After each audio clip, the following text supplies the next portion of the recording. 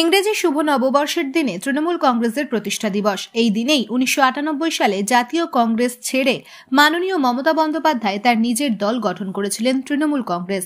তৃণমূল কংগ্রেসের প্রধান মুখ হিসেবে ছিলেন মমতা বন্দ্যোপাধ্যায়। আজ শীতলকুচি ব্লক কার্যালয়ে তৃণমূল কংগ্রেসের প্রতিষ্ঠা দিবস উদযাপন করেন। এর পাশাপাশি তৃণমূল ব্লক কার্যালয় থেকে শীতলকুচি হাসপাতাল পর্যন্ত বর্ণাঢ্য শোভাযাত্রা করেন। এই শোভাযাত্রায় উপস্থিত ছিলেন ব্লক সভাপতি তপন কুমার গুহ, শীতলকুচি পঞ্চায়েত সমিতির সভাপতি মদন চন্দ্র বর্মন, শীতলকুচি ব্লকের 8টি অঞ্চলের প্রধান, ব্লক নেতৃত্বরা। এরপর সকল কর্মীদের পার্টি অফিসে মিষ্টিমুখ করানো হয়। Bureau report, SLK news.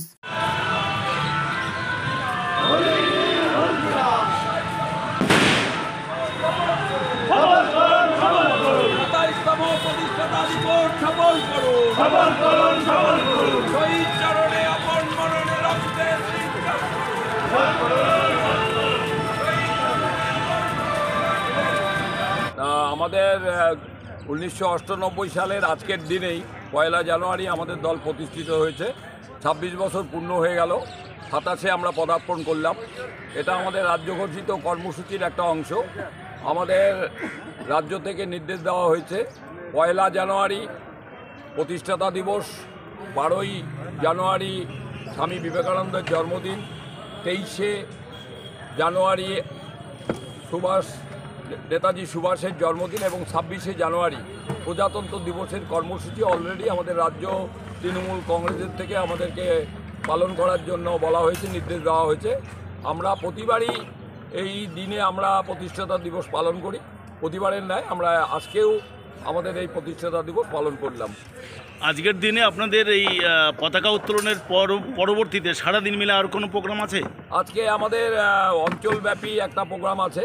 আজকে খলিশামারিতে ভলিবলের একটা টুর্নামেন্ট হবে, নকআউট টুর্নামেন্ট হবে। ওটা 2টোর থেকে শুরু হবে। এটা ওখানে আমরা ওই প্রোগ্রামটা নিয়েছি আজকে ব্লক ভিত্তিক। আর কি বার্তা দেবেন কর্মীদের উদ্দেশ্যে? আজকে আমাদের কর্মীদের উদ্দেশ্যে আমাদের একটাই বার্তা, আগামী 2024-এর লোকসভা নির্বাচন। সেই লোকসভা নির্বাচনে আমরা গত 19-এর লোকসভা নির্বাচনে আমরা পরাজিত হয়েছি। সেই পরাজয়ের গ্লানি আমরা মুছতে চাইছি। আমরা অলরেডি আমাদের কুচবিহার জেলা থেকে বিধানসভা ভিত্তিক কিছু কর্মসূচি আমাদের চলছে এখনও। আমাদের গত 29শে ডিসেম্বর শীতলকুচি বিধানসভার ভিত্তিক যে কর্মী সভা, সেটা গোলকগঞ্জে হয়েছে। আমরা ব্যাপকভাবে সেখানে সাধারণ মানুষের উপস্থিতি কর্মী সভাকে জনসভা পরিণত করেছেন।